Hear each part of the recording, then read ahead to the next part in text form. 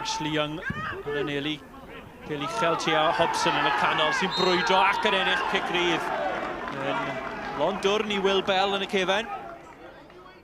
Declan Walker a Matthew Jones yn paratoi. Walker fyddi yn gadarn. Oddi ar yr amddiffynwr i mewn i gefen y rhwyd am Aberystwyth ar y blaen. I ni'n gwybod bod Declan Walker yn gallu sgori. A dim byd allan golwr na gweddill tîm y Bala wneud, ond codi'r bêl o gefen y rhwyd. John Owen. Gwaith da gan y blaenwr yn parhau ar symudiad gyda chymorth Malcolm Melvin. Owen yn parhau y Miller Cwrt. Ac yn taro, benni hunan am ergyd. O, John Owen, fe arosodd e'n ddigon hir i rhywbeth ddigwydd yn y canol a penderfynu yn diwedd i fynd ar benni hunan. Dyma Thompson. I'r canol at Davies, peniad peryglis i'r canol. Wollacott yn trio reoli. Burke, taro'r trawst. A Burke, a sgorodd yn erbyn Aberystwyth gynt yn y tymor.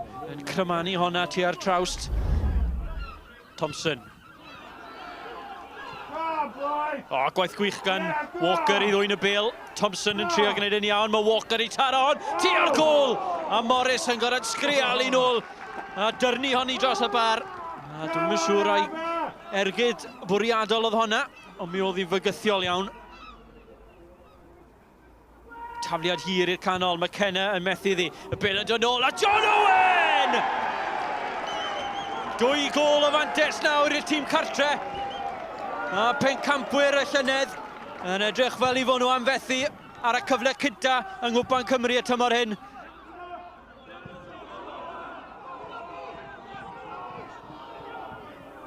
Wade sydd ar cyflymder hyn.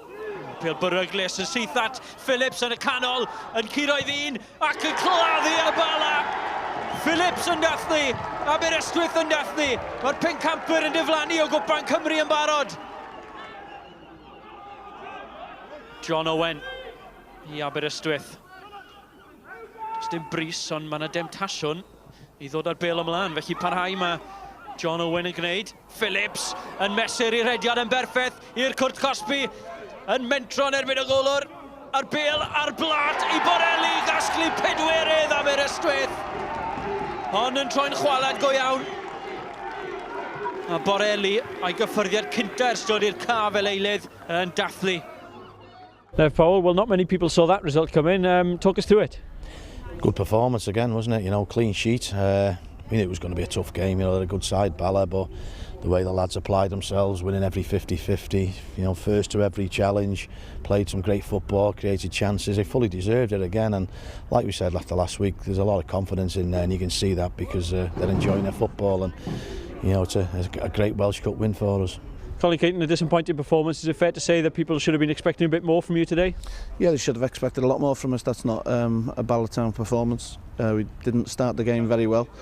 And it went from bad to worse. You know, individually we weren't good enough and collectively we weren't good enough. And fair play to Aberystwyth and hope them all the best in the next round. You've already beaten the cup holders by 4 goals. You must be favourites now to win it.